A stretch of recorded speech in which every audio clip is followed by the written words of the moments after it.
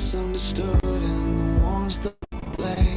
What if we could start over? We could start over. We could start over.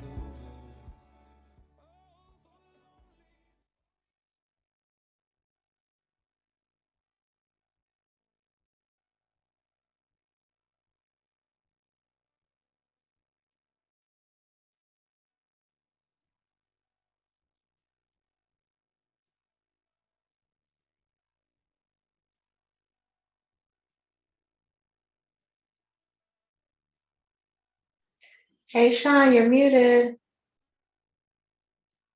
All of that to say, I can be muted and still tell you all of this. So thank you, thank you, thank you. Welcome everybody to the show, episode 1324. Today, the conversation is about leadership. Today, the conversation is about forgiveness. One of the biggest challenges is that as we step into our zone, as we step into our place, as we step into that knowledge of moving people and moving ourselves into new places, we become a leader of ourselves. And many people try to become leaders of others, and they're really not becoming leaders of others. They're becoming shovers of others. They become pushers of others. They become draggers of others. They're not leading. Leading, you have to do by example. And the biggest challenge, most people don't have an audience, is because they're not leading themselves. Oh man, this is Friday. It's the weekend. I wanted to have something fun to prepare for. This is fun. First thing you might want to do, first thing you might want to be aware of, the first thing that might serve you well is forgiving yourself for not doing more. Wait a minute, Sean, you talk all the time. Have more by doing less. Yes, I absolutely agree with that philosophy. Here's the biggest challenge. Nobody really gets focused on the one thing. What Covey said, keep the main thing the main thing. Many of you aren't keeping the main thing the main thing. You're keeping the main thing the many things. And therefore, you never get to dive deep. Cal Newport in his book, Deep Work, says, we do such shallow work. So let me ask you this. Here's a tough one. I'm going to lean in so I don't have to say it so loud. Are you a shallow leader? Ooh, let me back away quick before you swing. Are you a shallow leader? How fast do you get disrupted by people's actions around you? How quickly are you dismayed? Are you delusioned? Are you dissuaded by the people around you because they're not doing what they said they were going to do? The challenge with leadership is that you have to lead you first. It's easy to stand in front of a group or on a two-dimensional screen on a social media platform and say, you should read 10 minutes of a good book every day, 10 pages of a good book every day. It's easy to say that. Have you done it? Did you do it? Do you do it every day, or do you do it almost every day? It's easy to say, hey, write your gratitude blessings every day. I'm grateful. Is it easy to do? It's easy to do, but it's also easy not to do. Is it easy to spend 20 minutes in some kind of stretching routine, right? For every inch that your hands don't touch the floor is usually a year off your life. So if your hands, the tips of your hands are 7 inches away, maybe you could live 7 years longer simply by being more flexible. It's easy. There's so many easy things to do to be a leader. So many easy things to do to be a leader. First thing is you got to forgive yourself and you got to decide where you're starting from. You got to make a decision. Decision means cut off. Incision, cut in. Decision, cut off. You've got to cut off some old stories. Fiona, what are you doing? You big galoot. Leadership requires you to forgive yourself first. Well, what am I forgiving myself for? I didn't do anything wrong. Well, first you can forgive yourself for being a goofball, not thinking you didn't do anything wrong. And maybe it isn't that you did something wrong. Maybe it's you just didn't do enough of the right things. Maybe you're doing enough of the things that aren't serving you. Maybe you're doing some things that other people have told you that worked for them, but will never work for you. And you're stressed, you're frustrated, you're aggravated, you're agitated. Forgiveness doesn't always mean that you're the one that did wrong. Sometimes you just saying, you know, I screwed up, when you know kind of full well it was the other person who screwed up. You know what you screwed up is you screwed up understanding how they work. You screwed up because you had an expectation. Some of the biggest forgiving that would happen in the world is if you decided to reduce your expectation of people around you. And you forgave them for not having the same expectation as you. You forgave yourself for not thinking they even wanted to do half the work you wanted to do.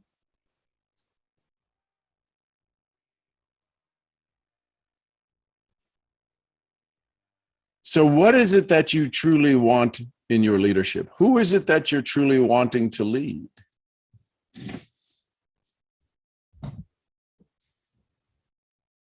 Are you wanting to lead people like you? I remember in network marketing, my mentor would say, if your team did what you did today, how successful would you be? If your team should all over the rest of their team, everybody would be shooting everywhere. There'd be should all over the place. I should do this. I should do that. Everybody, there'd be should all over the walls. And nobody would be getting anything done because everybody should be doing something. You want to lead? Start right now. What's the thing you could do that could show your level of leadership that you want right now? What is it? If you're feeling some twinges, if you're feeling some aches, if you're feeling some uneasiness in your body, what's happening right now is a phenomenon known as neuroencoding. You are having thoughts, neural. These neural thoughts that you're having are triggering responses in your body.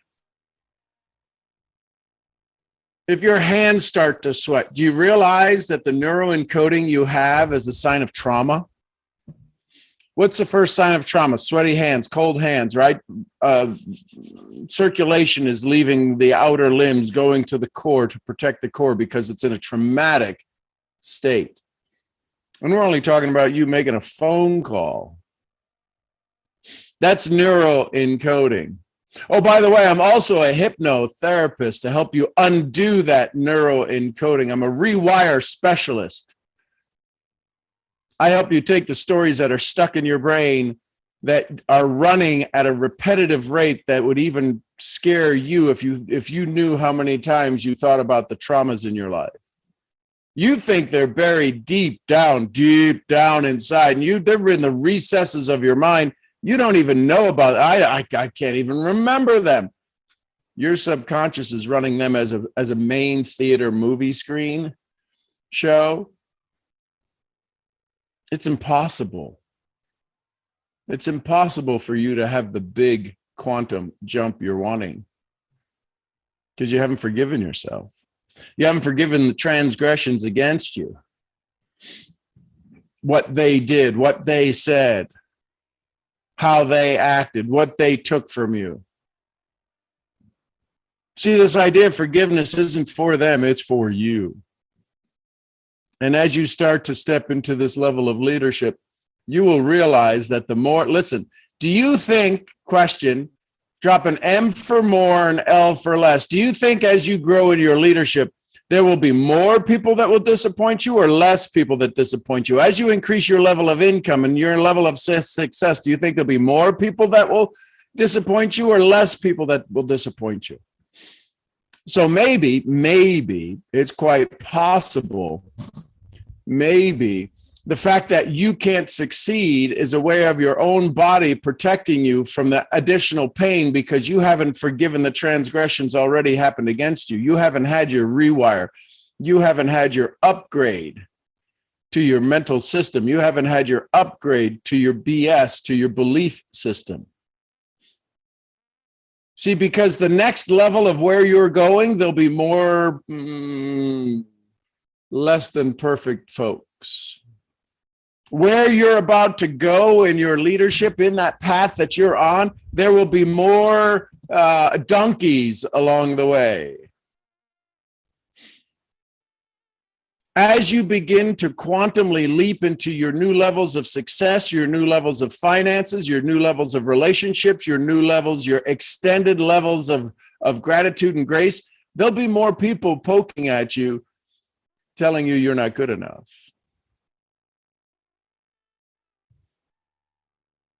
And sometimes this new level that you extend to, that you expand yourself into, the people that will most disappoint you are some of the people that you looked up to. So what if you were on a path right now of being able to forgive people, knowing full well they're not going to change with that forgiveness, but you're going to change because you forgave yourself. There's some people that you've been following that when you find out the rest of the story, there's some people that you are looking up to right now that they will absolutely disappoint you because you had an expectation that they were perfect. There's very few perfect people on the planet. I'm not saying there's none. I'm just saying there's very few. And so then what happens is, well, should I not follow them? No. Understand that if you have your definite major purpose in place, if you have your vision in place, if you have your clarity in place, if you have your absolute, what you're going to do, your non-negotiables in place, you can hang out with anybody. You can hang out with some of the biggest J-holes that are available, and all of a sudden, you'll only pick the gold that's there that they have to offer and not the rest of the poop that it's around. So ask yourself, are you ready for more? Ask yourself, are you ready for the love? Sean, you say that all the time, and I hear you say that all the time, and I hear your teams and people who follow you say that, are you ready for the love? What the heck does that mean? You ready? Are you ready to love you in a way you've never loved you before? You're a pretty amazing soul. From what I gather, you're a pretty amazing individual. You're unique in so many ways. And the one person that should love you, there's that should, the one person that could love you more is standing right in you. Not next to you, not in front of you. You're the you that could love you more is in the mirror. And so the biggest part of leadership is forgiving yourself. I forgive myself for all of the ways that I limited my capacity. I forgive myself for all the ways I decide to limit my creativity.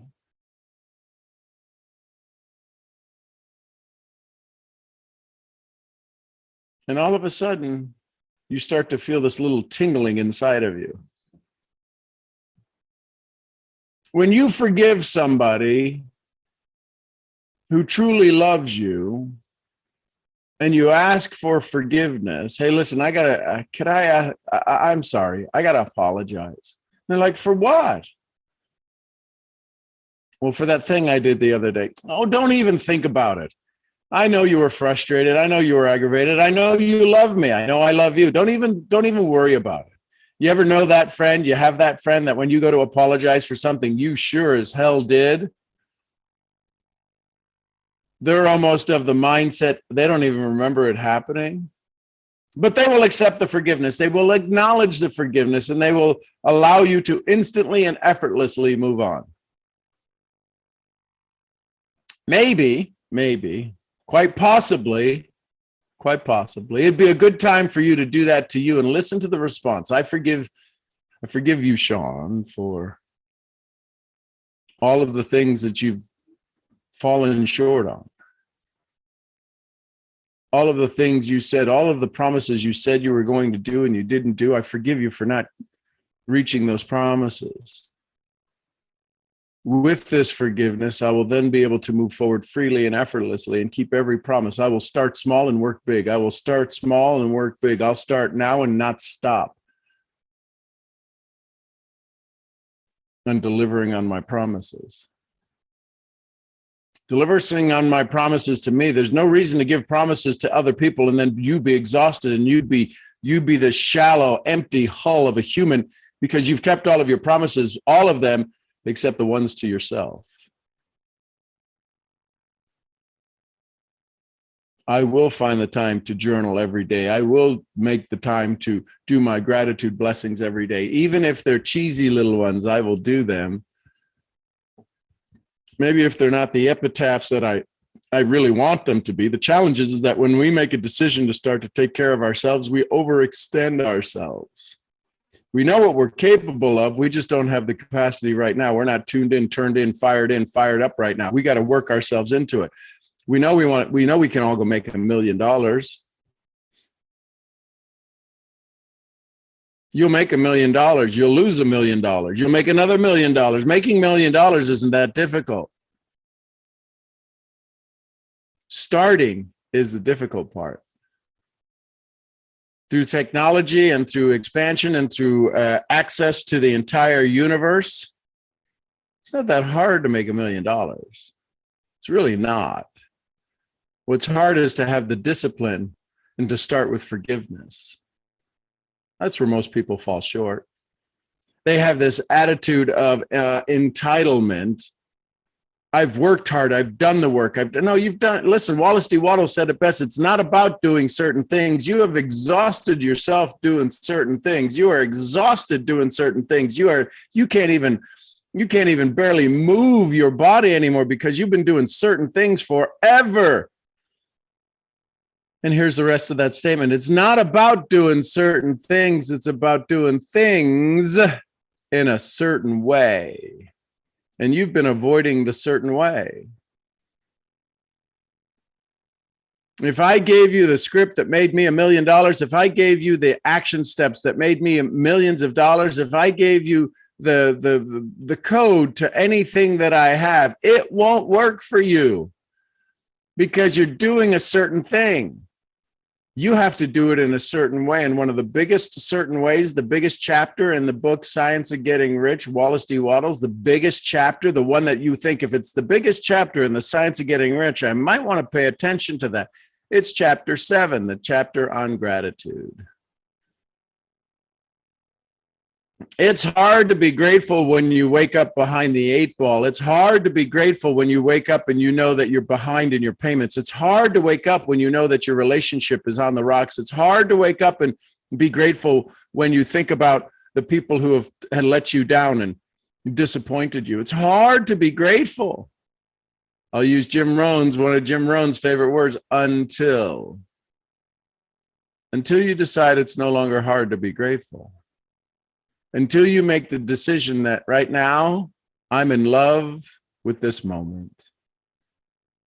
Hey, quick question for you. Do you have a smile on your face? Do you know how to smile?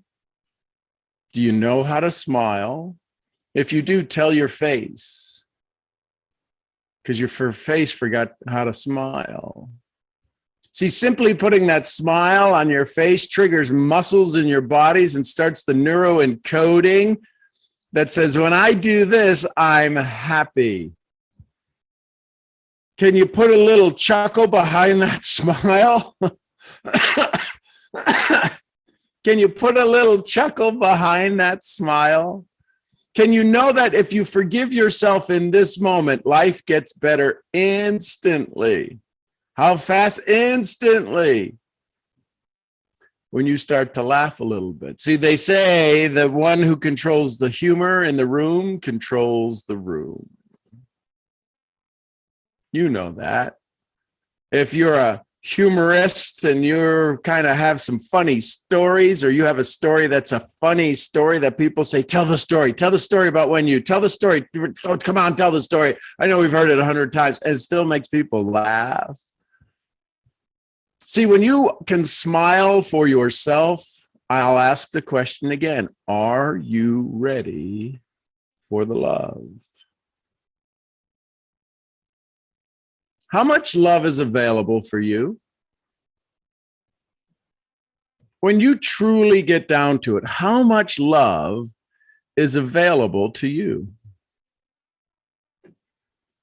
How much potential love is available? Unlimited. How much potential money? Unlimited. How much potential joy? Unlimited. How much potential silence and peace? Unlimited. See, when we worked through the quadrants the other day, potential, actions, results, certainty, and belief, your entire existence comes down to the bottom left-hand corner, certainty and belief. That's what will determine your potential, your access to the potential that you have. And then that will determine the actions you take, which will show the results that you have. Your current results show how much of your potential you've accessed. What would change if you forgave yourself? If part of your certainty and belief right now today was that you forgave yourself for all of the past things that have happened, all of the past transgressions, you weren't looking for your pound of flesh. Good morning, everybody on Instagram. You weren't looking for your pain or your payback. You weren't looking for your revenge. You weren't looking to be something you weren't. You might have been the shit 20 years ago, but today you're just average Joe and simple Sally. And you think you should be, you should still think you should be jumping Joe and super Sally. No, you're just average Joe and simple Sally now because you've stepped out of the race.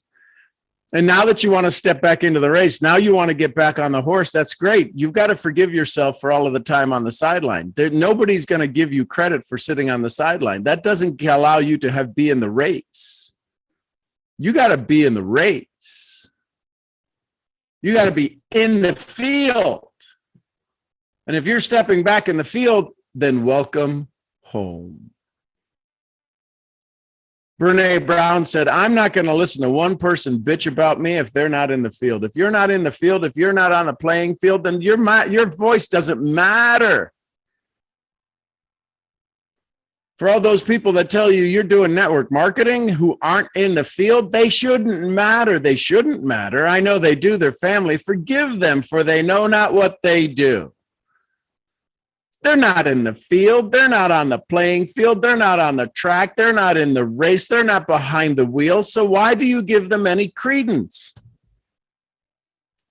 It's crazy when you think about it that way, right? All of a sudden, if you realize that you're only going to listen to the constructive criticism of those who are on the field, your day gets a lot better. When those people who are in the stands going, what are you doing? Boo, boo, you go, aw, I love you, confused followers. I love you, amazing souls. Thank you for reminding me that you're not on the field. Because anybody on the field isn't going to boo you. Anybody on the field isn't going to say loser. Now, there may be some a-holes who are there that have taken competitiveness to a whole nother level of jerkness. But Waddle says we must move from the competitive world to the cooperative world.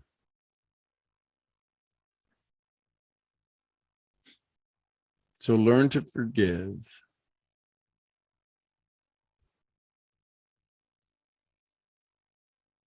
Learn to give hope.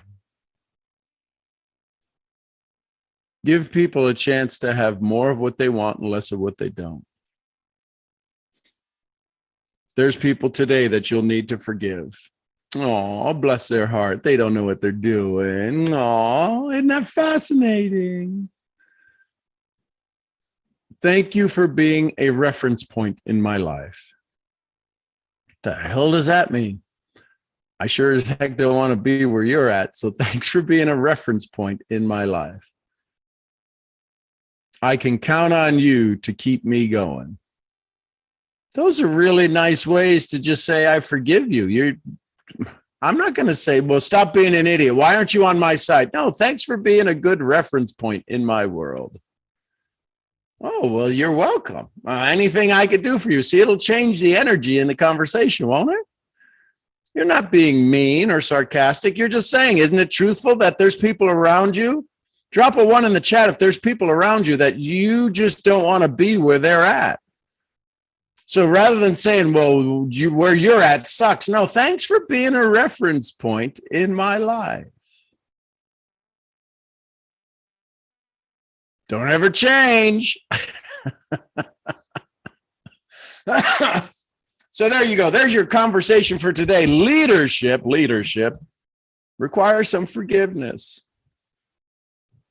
Leadership requires some forgiveness. There's a lot of activity here on Instagram today. I'm just going to go scroll back through. Good morning, everybody. There's Peggy. Good morning, Peggy. Yeah, forgiveness isn't for them. It's for us. Absolutely. Wowza. Forgiveness is the true freedom. You are absolutely so correct. And listen, here's the thing. I hardly say ever anything new. It's just a reminder. And the problem, the thing is that we probably needed the reminder together. That's why. So there you go, ladies and gentlemen. I hope you have an amazing, fun-filled, today's Friday, a fun-filled Friday, a fun-filled Forgiveness Friday. Get a little bit more alliteration in there. And know this. Thank you for forgiving me. Listen, I'm one of the bigger goofballs on the planet.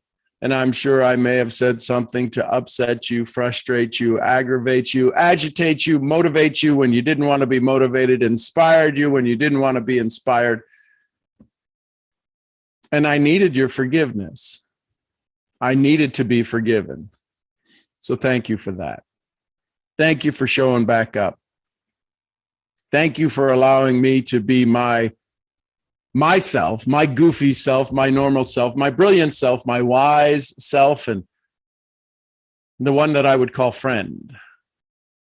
And for any of those times where I've disappointed you in that or messed you up along the way, I ask your forgiveness. And I can feel it. So thank you. I appreciate you. I am your head forgiving misfit. Could be head forgetting misfit, head forgiving misfit. I hope you have an incredible Saturday on this Saturday. It's Friday, Sean. Easy, killer. See, I ask your forgiveness. It's not Saturday, it's Friday. I hope you have an incredible Friday. And for those of you in Singapore where it's already evening, I love you tons. Thanks for spending some of your evening with me. I appreciate you. I'll see y'all where? I'll see you at the next wonderful forgiving and forgiveness event. I love you tons. Till then, bye for now.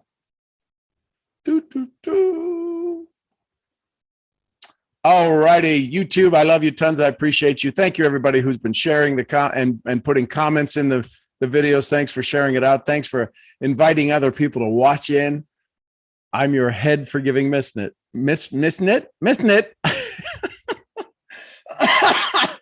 Misfit, Sean Murphy. I'll see you where? At the next event.